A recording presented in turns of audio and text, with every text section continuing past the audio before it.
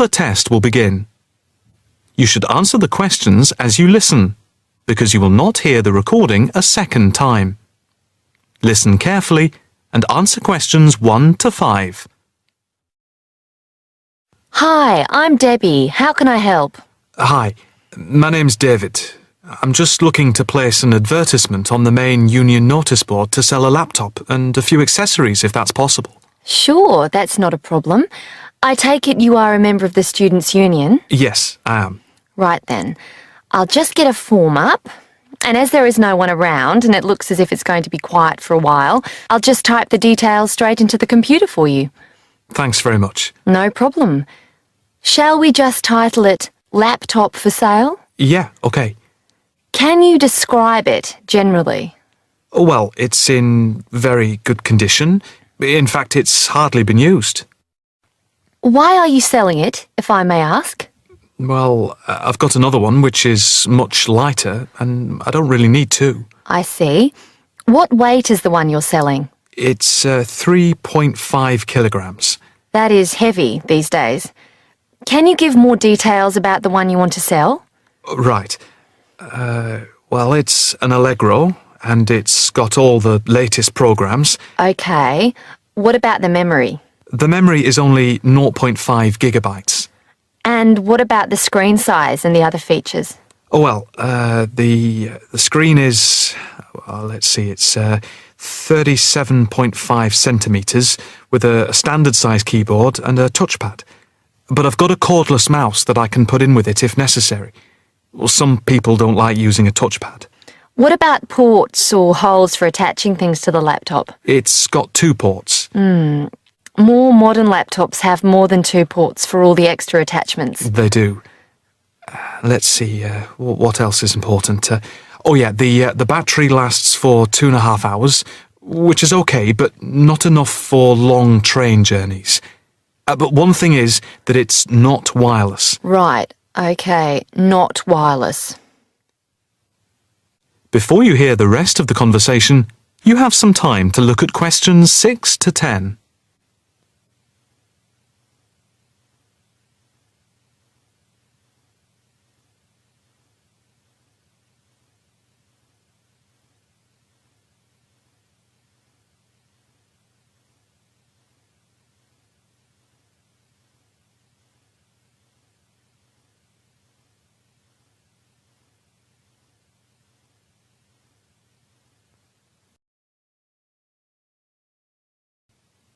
Now listen and answer questions 6 to 10. Anything else I can put on the advertisement? There's a webcam built at the top of the screen, and I can throw in a printer, a scanner, and headphones, which I got with it in a special deal. It also comes with its own case for carrying it around. Actually, the case is quite smart. I'm hoping these things will help it sell. They should do. Right, I think I've got all that. How much do you want for it? That I'm not sure about. It's worth about £900 to £1,000 new. Yeah, but you won't get that much if it's used, and even if it's in good condition. What about £500? I doubt if you'd get as much as that. More like £200 or £300. If you look at the notice board, there is one on there which is comparable to yours, and it's not more than about £250, I think. As little as that? I'm afraid so. Shall we say £300? OK, put that. Can I take some contact details for the advert? The name's David Bristow. Bristow.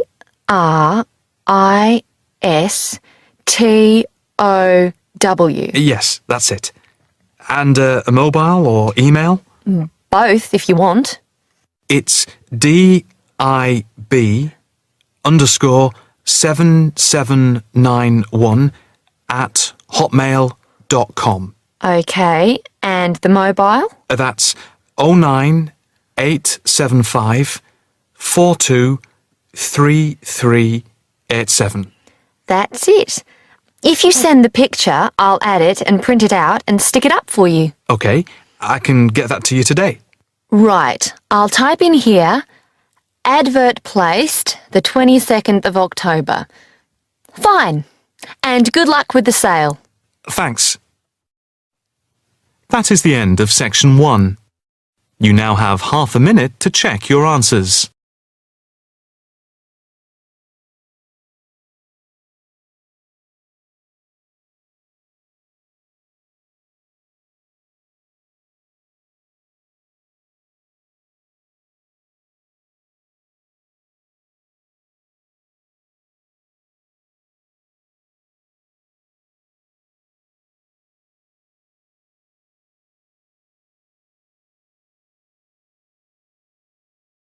Section 2. You will hear an accommodation officer telling students about different halls of residence. You now have 30 seconds to read questions 11 to 15.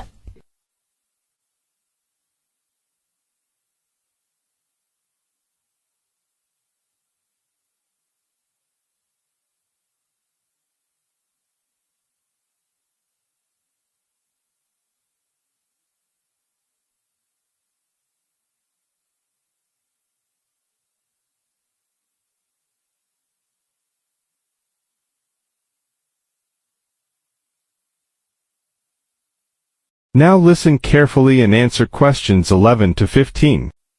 Good afternoon, and welcome to Stanton University.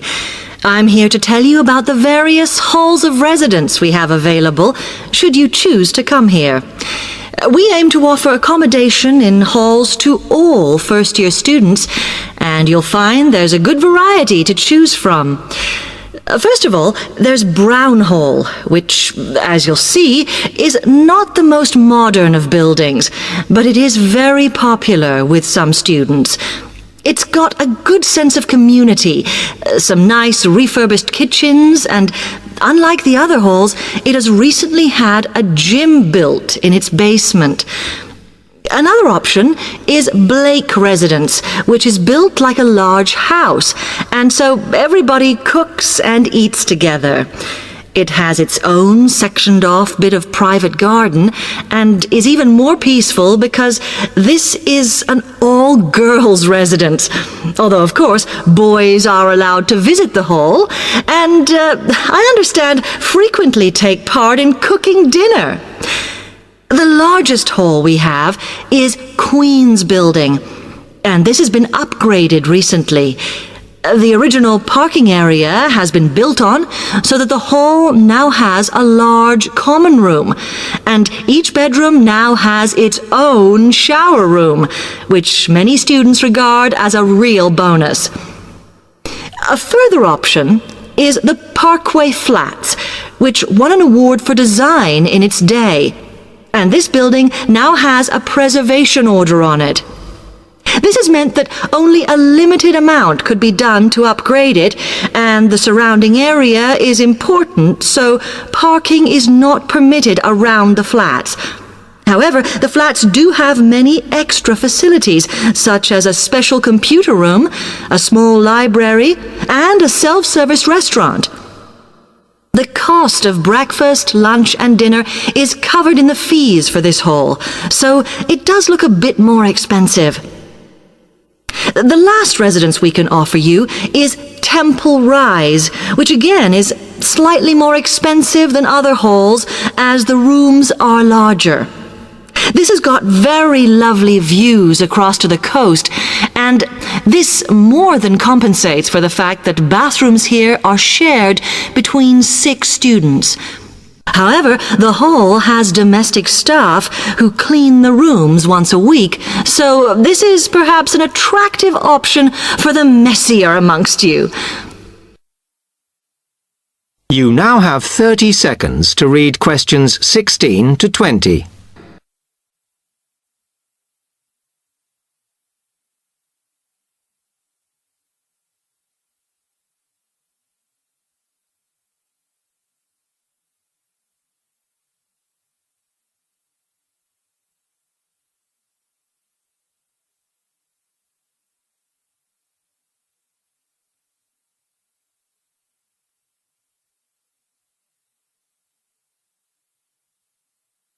Now listen carefully and answer questions 16 to 20.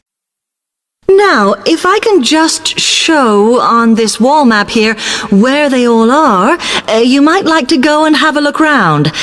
If you come into the main university entrance, at the first junction, you'll find that Brown Hall is on the corner opposite the theatre. So you're nice and near the station here, though I think it can get a bit noisy with traffic. The same applies to Blake Residence, which is directly facing the junction to the university entrance. These halls are often used by medical students and such like, as they're out all day, so don't notice the noise. Anyway, if you then walk along Campus Road towards the main circle, you'll see the library on the corner, and Queen's Building is just past that as you head north. You will find that it is quieter here, and you may get fewer visitors. By the way, the circle is quite a feature of the campus, as it's set into the hills and has a brand new sports center in the middle. It's worth going to look around it. Now, the Parkway Flats are on the opposite corner to the library, facing the circle, as you head towards the main buildings. The main buildings are only about a 5-minute walk from here, and places in these halls go quickly, so my advice is to reserve your place as soon as possible. Then Temple Rise is inside the circle, next to the sports center, but further from the main university buildings. Now, if you'd like to go off and physically look... That is end of section 2. You now have half a minute to check your answers.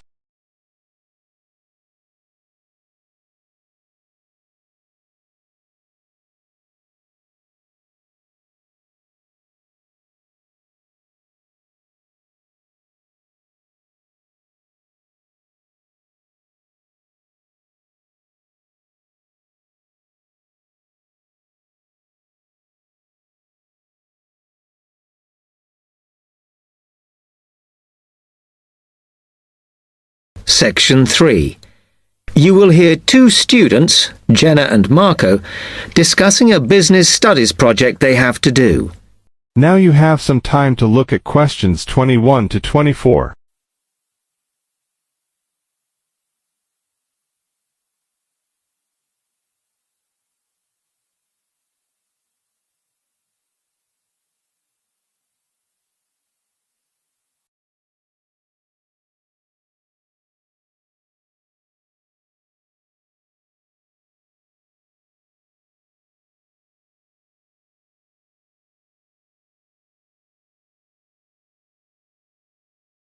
Now listen carefully and answer questions 21 to 24. Come on, Marco. We've got to get on and sort out this project for Professor Buckley. Hang on. I want to make sure we've got all the information. Now, where are we? Well, today we need to sort out exactly what we're going to do and how we're going to divide the work up. Okay. How long have we got, by the way? The end of term is April 6th, and he said to hand it in on week 8, so that's March 25th at the latest, because the beginning of that week is the 21st, so not long. Right. Have you got the notes there? Yes. He wants us to do a fairly small-scale study, like the last one, on whether or not businesses were offering more benefits to staff. And we've now got to look at the rise in older workers. It should be fairly straightforward. Yeah, as long as we keep it small. Who's marking it? I don't know. Sometimes he gets the PhD students to mark it for him. Oh, actually, it just says here, a senior lecturer. I suppose it's too much for Professor Barclay to do them all. Yeah. Anyway, how are we going to go about this? Well, we have to decide how big we want it to be and who... Yeah, but I think we must sort out a timetable for the project. Otherwise, nothing will get done. Okay. Do you want to do that? All right. I'll do it as soon as we finish here. Now you have some time to look at questions 25 to 30.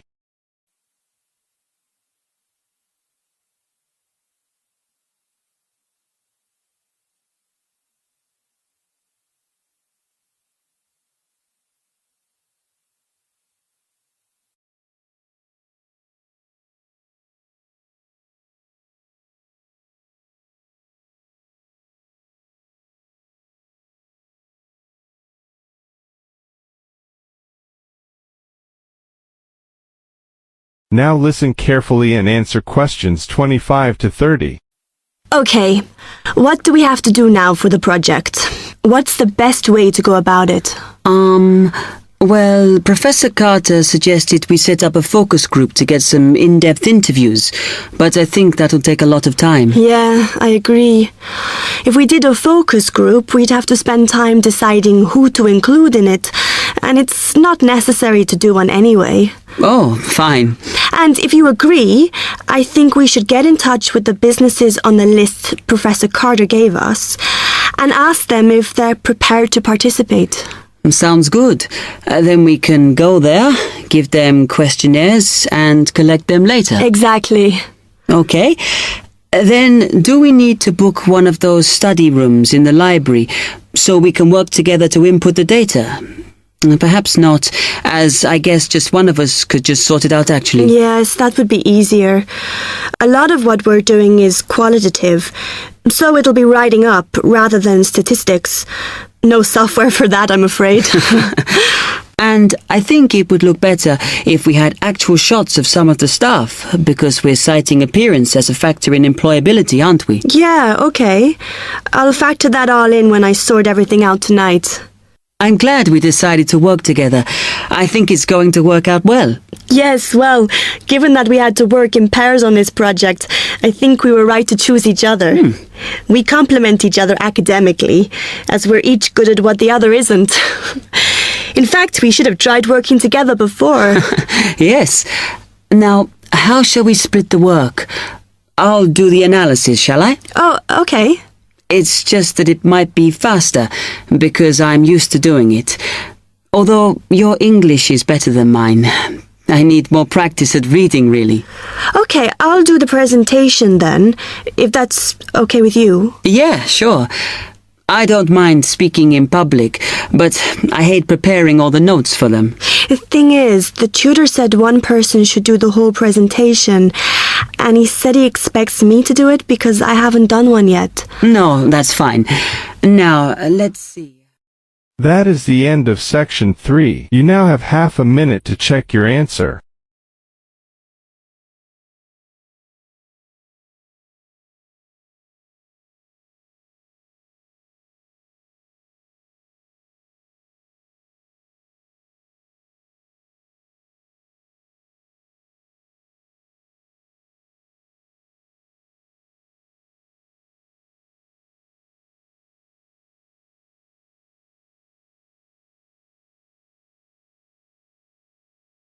Section 4. You will hear a lecture giving advice on how to present a seminar paper. First read questions 31 to 40.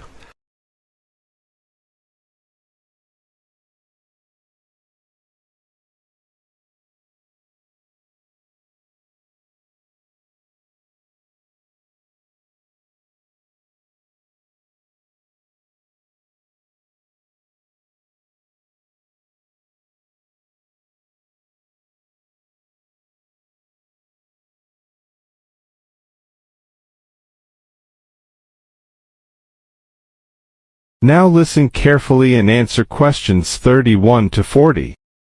In this talk, I'm going to give some advice on how to present a seminar paper. At one time, most university teaching took the form of giving formal lectures. Nowadays, many university teachers try to involve their students more actively in the learning process. One of the ways in which this is done is by conducting seminars. In a seminar, what usually happens is this. One student is chosen to give his ideas on a certain topic. These ideas are then discussed by the other students, the participants in the seminar. What I'd like to discuss with you today is the techniques of presenting a paper at a seminar. As you know, there are two main stages involved in this. One is the preparation stage, which involves researching and writing up a topic. The other stage is the presentation stage, when you actually present the paper to your audience. It is this second stage that I'm now concerned with. Let us therefore imagine that you have been asked to lead off a seminar discussion and that you have done all the necessary preparation. In other words, you have done the research and you have written it up. How are you going to present it? There are two ways in which this can be done. The first method is to circulate copies of the paper in advance to all the participants. This gives them time to read it before the seminar, so that they can come already prepared with their own ideas about what you have written. The second method is where there is no time for previous circulation, or there is some other reason why the paper cannot be circulated. In that case, of course, the paper will have to be read aloud to the group, who will probably make their own notes on it while they are listening. In this talk, I'm going to concentrate on the first method, where the paper is circulated in advance, as this is a most efficient way of conducting a seminar. But most of what I'm going to say also applies to the second method, and indeed may be useful to remember any time you have to speak in public. You will probably be expected to introduce your paper even if it has been circulated beforehand. There are two good reasons for this. One is that the participants may have read the paper but forgotten some of the main points. The second reason is that some of the participants may not in fact have had time to read your paper, although they may have glanced through it quickly. They will therefore not be in a position to comment on it unless they get some idea of what it is all about. When you are introducing your paper, what you must not do is simply read the whole paper aloud. This is because, firstly, if the paper is a fairly long one, there may not be enough time for discussion. From your point of view, the discussion is the most important thing. It is very helpful for you if other people criticise your work. In that way, you can improve it. Secondly, a lot of information can be understood when one is reading. It is not so easy to pick up detailed information when one is listening. In other words, there may be a lack of comprehension or understanding. Thirdly, it can be very boring listening to something being read aloud. Anyway, some of your audience may have read your paper carefully and will not thank you for having to go through all of it again. Therefore, what you must do is follow the following 9 points.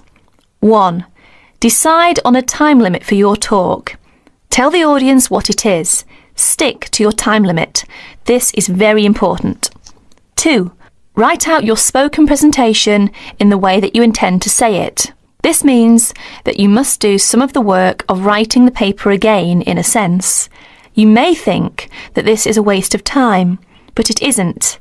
If a speaker tries to make a summary of his paper while he is standing in front of his audience, the results are usually disastrous. 3. Concentrate only on the main points. Ignore details. Hammer home the essence of your argument. If necessary, find ways of making your basic points so that your audience will be clear about what they are. 4. Try to make your spoken presentation lively and interesting. This doesn't necessarily mean telling jokes and anecdotes, but if you can, think of interesting or amusing examples to illustrate your argument. Use them. 5. If you are not used to speaking in public, write out everything you have to say, including example, etc.